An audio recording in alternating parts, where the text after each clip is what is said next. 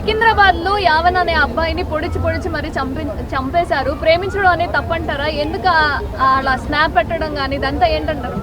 ప్రేమించడం తప్పేం కాదబ్బా, ప్రేమిస్తే చంపేయాలని రూల్ ఏం లేదు కదా. అలాంటిది ఒక అమ్మాయికి అన్యాయం జరిగితే మాత్రం ఎన్ని టీవీలు వస్తారో, ఎన్ని పోలీసులు వస్తారో, ఎన్ని అధికారాలు చట్టాలు, అమ్మాయిల్ని చంపేస్తున్నారా, ఎవరో లేరా, ఈ ప్రభుత్వం ఏం చేస్తుంది అని చేస్తుంది చెప్పి నానా రకాలుగా మాట్లాడతారు. ఇప్పుడు ఒక అబ్బాయి చనిపోయాడు, ఎవరు రియాక్ట్ అవ్వడు, ఎవడు మాట్లాడే. ఒక మనిషి మనం ప్రాణం పోయడానికి ఎంత కష్టపడతాము, ఎన్ని లక్షలు తగలబెడతాము హాస్పిటల్కి. అలాంటిది ఎందుకు ప్రేమిస్తే చంపేయాలంత అవసరం లేదు కదా. వాళ్ళ ఫ్యామిలీ కూడా ఎవరైనా సరే ఒక ఏజెంట్ వచ్చిన తర్వాత కామన్ అదంతా. అలాంటిది మనుషులను చంపేయాలా? ఒక ప్రేమిస్తున్నాడంటే చెప్పాలి, అది ఇది, లేకపోతే అమ్మాయికి పెళ్లి చేయడమో ఏదో ఒక చెప్పాలి రీజన్. అలాంటిది ఎలా చంపేయబుద్ది అయితే అసలుకి? మరి వాళ్ళు చంపేసిన తర్వాత వాళ్ళ బాబు మళ్ళీ స్నాప్ కూడా పెట్టాడంట, ఫుల్ మాట్లాడాడు. అబ్బా ఫేమస్ అవుదామని చెప్పి ఒక్క రోజుకి నైట్కి ఫేమస్ అయిపోయి ఒక వీరుని చంపాను, పెద్ద నేను మగాడిని అయిపోయానని చెప్పి చేస్తుంటాడు. అట్లాగా ఎంత ధైర్యం ఉంటే అలా చేస్తాడు? అది దయచేసి అందరికి ఒకటే చెప్తున్నాను, ప్రేమించిన వాళ్ళని ఇలా చంపేస్తే ఏమొస్తుంది రా బాయ్. ఇప్పుడు వాళ్ళ కుటుంబానికి కొరత అయిపోయాడు, వాళ్ళ ఫ్యామిలీ ఎంత బాధపడుతుందో, ఎంత మిడిల్ క్లాస్ ఫ్యామిలీ ఉందో, రేపు పొద్దున వాళ్ళ కొడుకు చంపేస్తే వాళ్ళ తల్లిదండ్రులు ఎంత బాధపడతారు.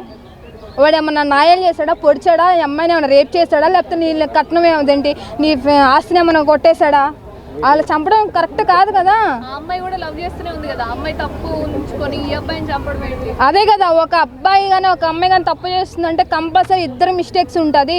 వాడే పెద్ద ఇది కాబట్టి దాని మీద కాలు మీద పడే పెద్ద అప్సరస్ అనుకొని చెప్పి అదేం కాదు కదా. వాడు ఇంటి దాకా అలా ఎన్ని ఫోన్ కాల్స్ మాట్లాడో, ఎన్ని పార్కులు చుట్టూ సినిమా థియేటర్లు తిరిగారో, అంత ఉండబట్టే కదా అమ్మాయి తప్పేం లేదు, అంత దూరం రాడు కదా అబ్బాయి. ఆ ఒక్కక్షణం ఆలోచించారా? ఇప్పుడు అబ్బాయిని చంపేశారు, అదే అబ్బాయి గట్ట మీ అమ్మాయి అట్లా చేస్తుంది ఇట్లా చేస్తుంది అని బయట పెడితే అమ్మాయి అసలు ఉంటుందా? దయచేసి ఏ పేరెంట్స్ అని ఎవరైనా సరే ఫస్ట్ మా అబ్బాయి కానీ ప్రేమిస్తారంటే ఒక్క సెకండ్ ఆలోచించండి. ఎందుకంటే మీకు ఇష్టం లేదు, అదే వేరే వాళ్ళతో పెళ్లి చేసుకోండి, లేకపోతే వదిలేయండి. అలా అని చెప్పి మనిషి ప్రాణం తీస్తే హక్కు ఎవడుకుందబ్బా? నేను ఏమైనా మోసం చేశాడా, లేకపోతే చేశాడేమన్నా, నీ ఆస్తి ఏమైనా గుంజేశాడా?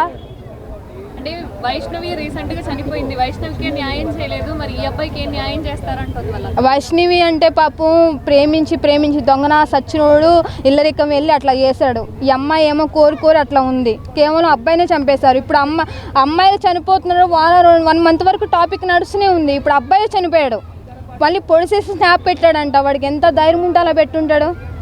దయచేసి అందరికీ ఒకటే చెప్తున్నాను, ప్రేమించిన తర్వాత పేరెంట్స్ అయినా ఎవరైనా సరే ఏజ్లో ఉండి కామన్, ప్రేమైనా పెళ్ళిళ్ళైనా కామమైన ఏదైనా సరే ఒక ఏజ్లో వస్తుంది. అలాంటిది పేరెంట్స్ చెప్పాలి. స్టడీ విషయంలో, జాబ్ విషయంలో, అన్ని విషయంలో పేరెంట్స్ చెప్తారు. ఒక లవ్ అనే విషయంలో ఎందుకు ఆలోచించరు? ఏదైనా ఒక రాంగ్ స్టెప్ వేస్తున్నావు అంటే చెప్పాలి కదా. నీకు అన్ని మార్కులు రావాలి, నువ్వు అంత జాబ్ చేయాలి, నీకు ఇంత శాలరీ రావాలని చెప్పి సొల్లంతా చెప్తారే. ప్రేమించినప్పుడు ఎందుకు చెప్పరు? చెప్పాలి కదా. చెప్పండి దయచేసి. ఏదైనా సరే పిల్లలు తప్పు చేస్తారు, తప్పు చేసే ముందు వాళ్ళకి చెప్పండి, మీకు ఇష్టం లేకపోతే వదిలేయాలి. అలాంటిది అదే కామంతో ఇప్పుడు నీ కూతురిని చంపేస్తే వాళ్ళ ఫ్యామిలీ ఎవరికబ్బా కడుపుకోతా? ఎవడికున్న ఫ్యామిలీ వాడికి ఉండదు, బాధ ఉంటుంది. అది మరి పరారీలో ఉన్నాడంట, మరి ఎన్ని రోజుల వరకు ఉంటాడు, ఎప్పటి వరకు పోలీసులు పట్టించుకుంటారు? పోలీసు వాళ్ళ మధ్య, వాళ్ళ తల్లిదండ్రుల మధ్య తప్పించుకుంటాడే కానీ దేవుడి చేతిలో మాత్రం తప్పించుకోడు. వాడి కర్మ అనేది కంపల్సరీ ఏదో ఒక రోజు ఉంటుంది. దయచేసి అబ్బాయిలు అందరికీ చెప్తున్నాను, అమ్మాయి కంపల్సరీ పేరెంట్స్ ఉన్న రోజు, నీకు దగ్గర జాబ్ ఉన్న రోజు, డబ్బులు ఉన్న రోజే ఉంటుంది. ఏదైనా అవసరం అయిపోయిన తర్వాత పేరెంట్స్ మాట ఉంటుంది. ఇప్పుడు నిన్ను అంత చంపుతున్నా అంత చేస్తుంది, ఆ పిల్ల ఏం చేస్తుంది? ఇంతవరకు బయటకు రాలేదంటే ఎంతలో ఉంది? వాళ్ళ పేరెంట్స్ దగ్గర లొంగిపోయింది, భయపడిపోయింది. ఇప్పుడు ఎవరు? నీ ఫ్యామిలీకి నువ్వే కదా. నీ జీవితాంతో 80 సంవత్సరాల లైఫ్ నువ్వే ఖరాబ్ చేసుకున్నావు, ప్రేమ అని పడిపోయి.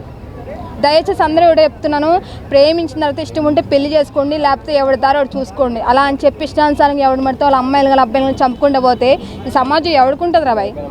అది